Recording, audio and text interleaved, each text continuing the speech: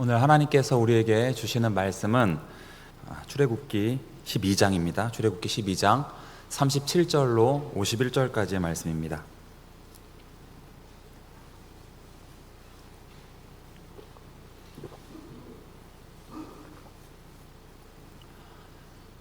구약성경 100페이지 출애굽기 12장 37절로 51절까지의 말씀 교독으로 보시겠습니다. 제가 먼저 읽겠습니다. 이스라엘 자손이 라암셋을 떠나서 숫곳에 이르니 유아 외에 보행하는 장정이 60만 가량이요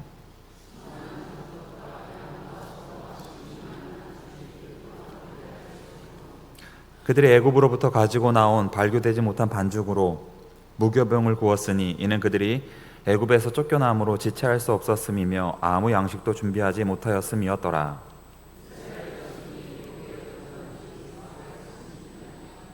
430년이 끝나는 그날에 여호와의 군대가 다 애굽 땅에서 나왔은즉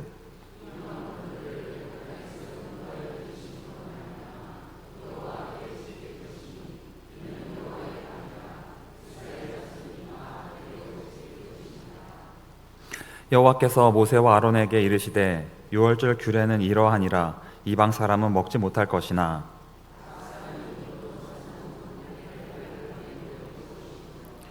거류인과 타국 품꾼은 먹지 못하리라.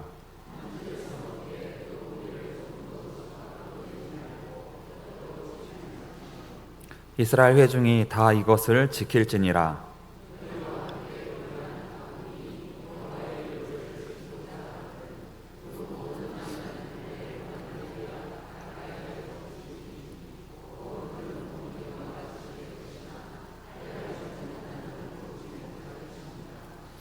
본토인에게나 너희 중에 거류하는 이방인에게 이 법이 동일하니라 하셨으므로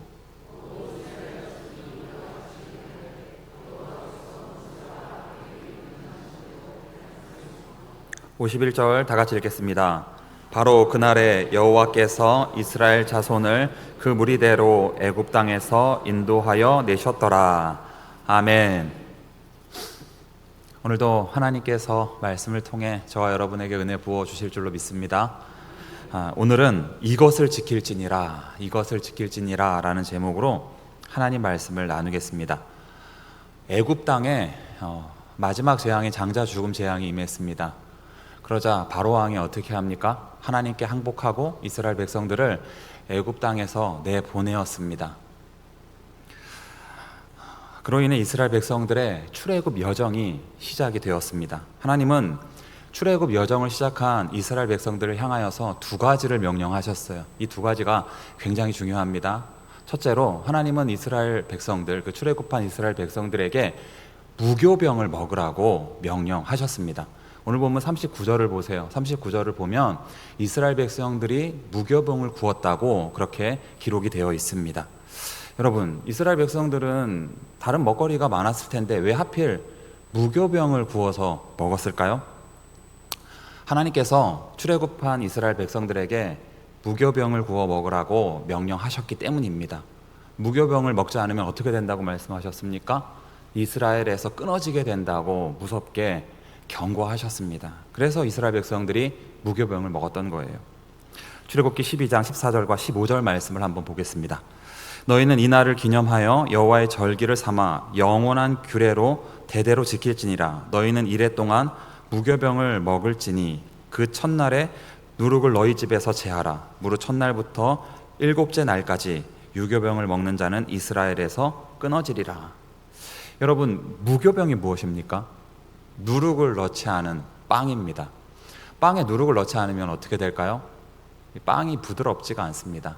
빵이 달콤하지가 않아요. 빵이 맛이 없습니다. 빵에는 누룩을 넣어야 맛있어요.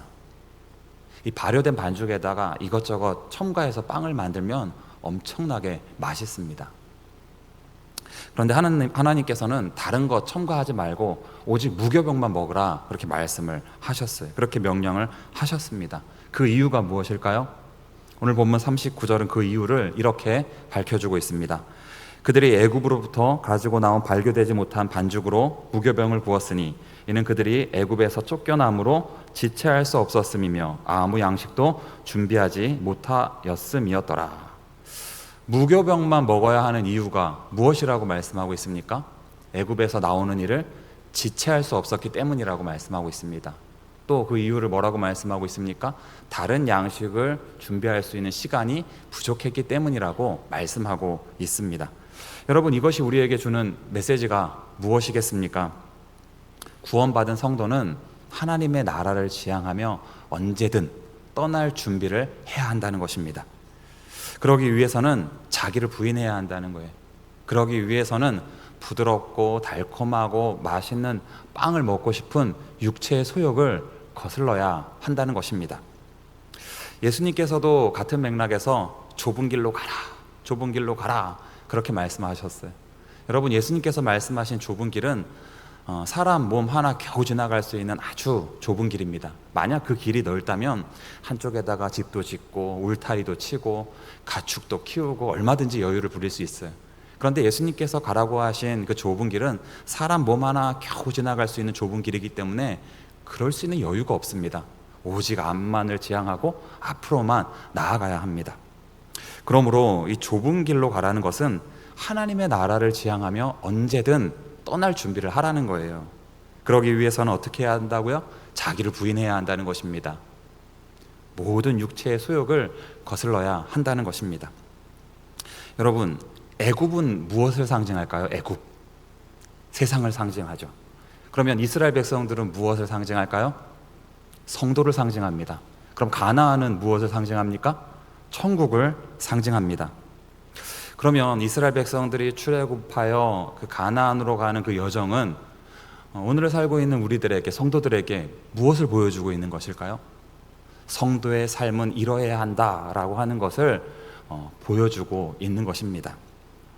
이스라엘 백성들은 출애굽하여서 가나안에 입성하기까지 광야에서 살았어요. 여러분, 광야가 어떤 곳입니까? 한번 광야를 머릿속에 떠올려 보십시오. 광야가 어떤 곳입니까?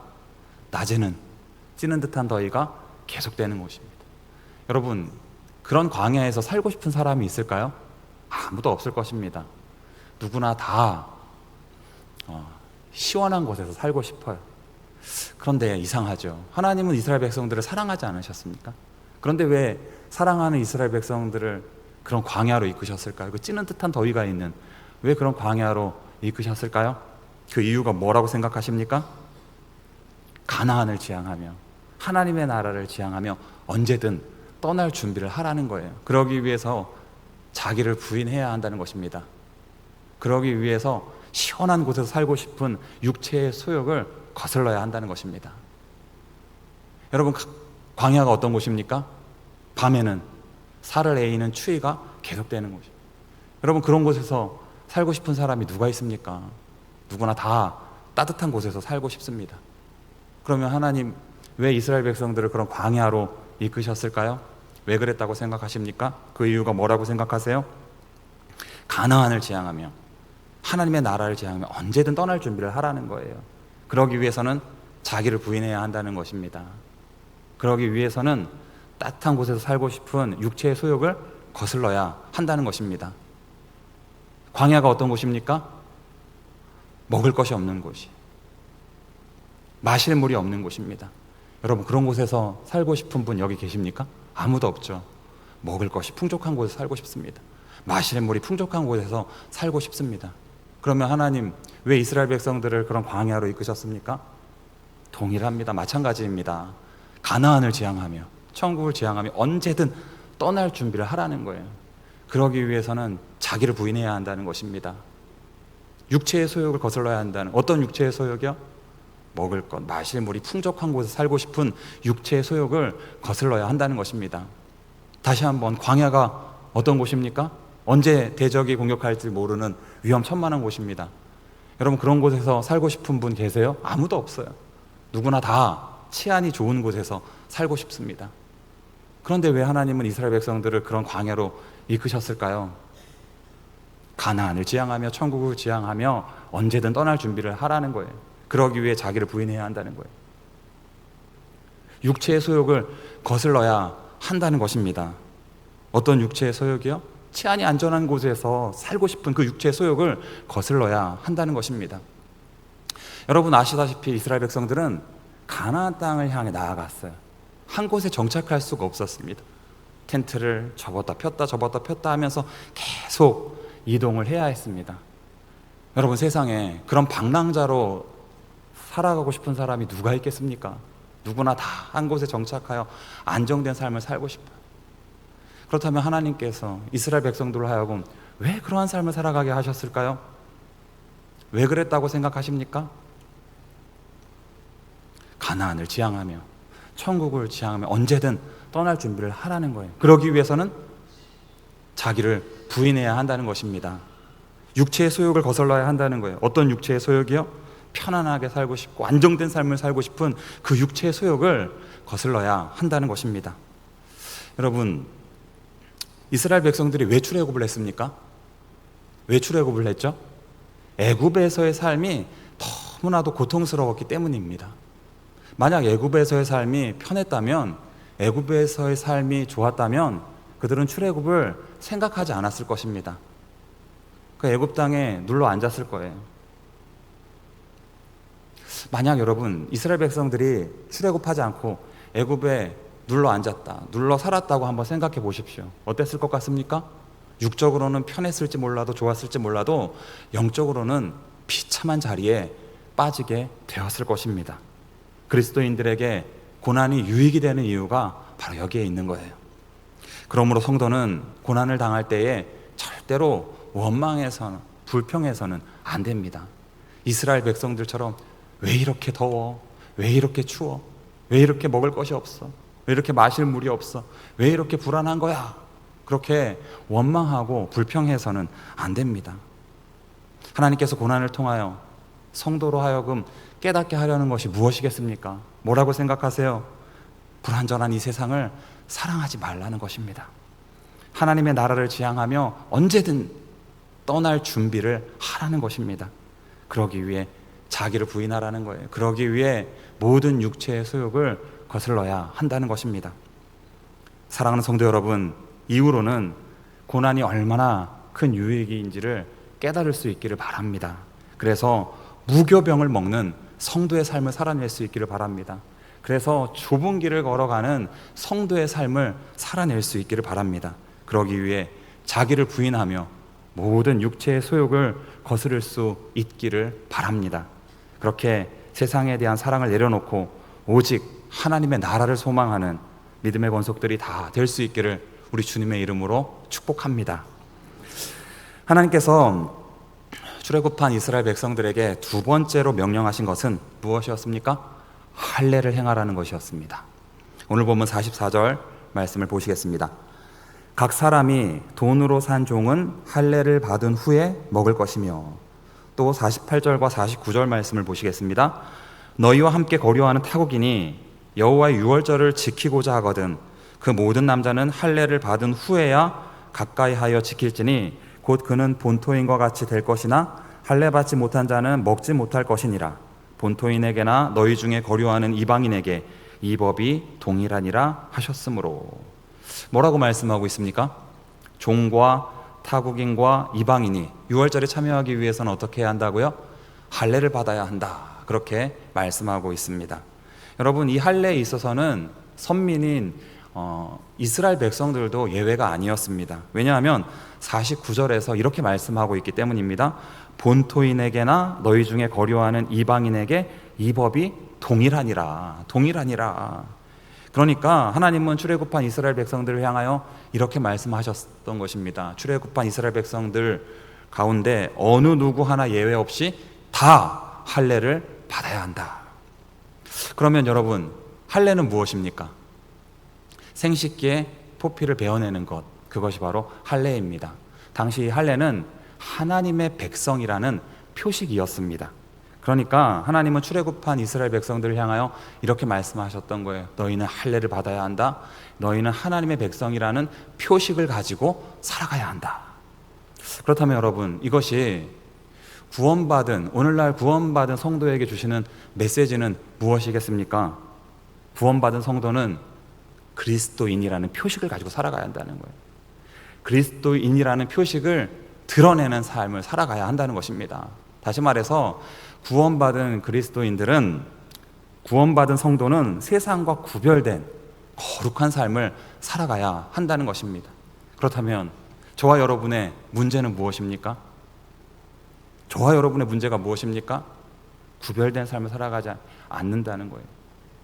구별된 거룩한 삶을 살아가지 않는다는 것입니다. 그래서 그리스도인이라는 표식이 드러나지가 않는다는 거예요. 그것이 바로 저와 여러분의 문제입니다. 하나님은 구원받은 저와 여러분을 향해서도 오늘 본문을 통하여 이렇게 말씀하고 있는 거예요. 내가 구원받은 하나님의 백성이라면 그리스도인이라는 표식을 가지고 살아가야 한다. 그리스도인이라는 표식을 드러내는 삶을 살아야 한다. 내가 구원받은 하나님의 백성이라면 세상과 구별된 삶을 살아야 한다. 세상과 구별된 거룩한 삶을 살아야 한다. 여러분, 우리나라 초대교회 때만 해도 세상이 그리스도인들을 믿어주었습니다. 세상이 그리스도인들을 신뢰해 주었습니다. 그 이유가 무엇이었습니까? 그리스도인들이 세상과 구별된 거룩한 삶을 살았기 때문입니다. 그래서 그리스도인이라고 하는 표식이 드러났기 때문입니다. 그런데 오늘날은 어떻습니까? 세상이 그리스도인들을 믿어주지 않아요. 신뢰해 주지 않습니다. 그 이유가 무엇입니까? 그리스도인들이 세상과 구별된 거룩한 삶을 살지 않기 때문입니다. 그래서 그리스도인이라는 표식이 드러나지가 않기 때문입니다. 그렇다면 성도에게 있어서 구별됨이란 과연 무엇일까요? 성도에게 있어서 거룩함이란 과연 무엇이겠습니까?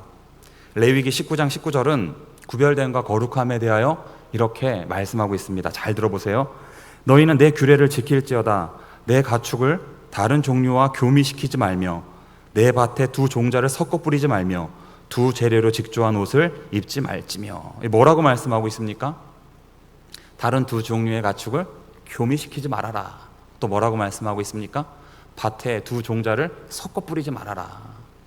또 뭐라고 말씀하고 있습니까? 두 재료로 직조한 옷을 입지 말아라. 여러분, 이게 무슨 말씀인 것 같습니까? 이게 도대체 무슨 말씀일까요? 세상에 물들지 말라는 거예요. 세상과 타협하지 말라는 것입니다. 세상과 혼합되어서는 안 된다는 거예요. 그게 구별됨이라는 거예요. 그게 거룩함이라는 것입니다. 군에서 있었던 일입니다. 군교회에 선배 군종이 있었어요. 아주 믿음이 좋은 사람이었습니다. 아주 신실한 사람이었습니다. 한 가지 아쉬웠던 건 이 심지가 견고하지가 못했어요. 그러다 보니 신앙적으로 타협을 하게 되었습니다. 술을 마시지 않는 사람이었습니다. 회식 때 간부가 술을 따라 주었는데 그 분위기 때문에 거절하지 못하고 이렇게 받아 마시기 시작했어요.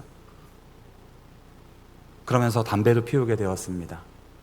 그러면서 사람이 점점 변해갔어요. 정말 착하고 좋은 사람이었거든요. 후임병들에게 욕 한 번 한 적이 없어요. 그런데 어느 순간 후임병들에게 욕도 하고 심지어는 구타를 가하기도 했습니다. 그러다 결국 어떻게 된 줄 아십니까? 군종으로서의 모습을 다 잃어버리게 되었습니다. 여러분, 군교회에서 군종은 목회자와 같은 존재입니다. 그런데 그런 군종이 변질되기 시작하니까 교회가 무너지는데 걷잡을 수가 없는 거예요. 그걸 보면서 깨달았습니다. 야, 군종이 정말 중요하구나. 지도자가 정말 중요하구나. 리더가 정말 중요하구나. 성도에게 있어서, 하나님의 백성에게 있어서 구별됨과 거룩함이 정말 중요하구나. 그렇습니다. 하나님의 백성들은 절대로 세상에 물들어서는 안 됩니다. 세상과 타협해서는 안 됩니다. 세상과 혼합되어서는 안 됩니다. 여러분, 한번 생각을 해보십시오. 군종이 술 마시고 담배 피고 욕하고 구타하는데 목회가 되겠습니까? 될 수가 없는 거예요. 군종은 목회자와 같아서 구별됨과 거룩함이 요구되는 것입니다. 성도도 마찬가지. 하나님의 백성들, 하나님 나라의 백성들도 마찬가지입니다. 구별됨과 거룩함이 요구되는 거예요. 그게 있어야만 세상에 선한 영향력을 끼칠 수 있고, 그게 있어야만 세상을 변화시킬 수가 있는 것입니다. 사랑하는 성도 여러분, 이후로는 성령의 능력으로 마음의 할례를 다 받으셔서 구별된 삶, 거룩한 삶을 살아낼 수 있기를 바랍니다. 그래서 암흑과 같은 세상 속에서 빛과 같이 선한 영향력을 발현할 수 있기를 오늘 이 밤 우리 주님의 이름으로 축복합니다. 기도하시겠습니다. 하나님 아버지, 오늘도 귀한 말씀 허락해 주셔서 참으로 감사를 드립니다. 주신 말씀대로 저희들 이후로는 자기를 부인하며 오직 하나님의 나라를 위한 삶을 살아가게 하시고 마음의 할례를 받아 죄악이 관영한 세상 속에서 구별된 거룩한 삶을 살아내게 하여 주옵소서. 그리하여 저희들을 통하여 하나님의 뜻이 이루어지게 하여 주옵소서. 오늘도 귀한 말씀 허락해 주신 것을 감사드리며 이 모든 말씀 우리 주 예수 그리스도의 이름으로 기도드리옵나이다. 아멘.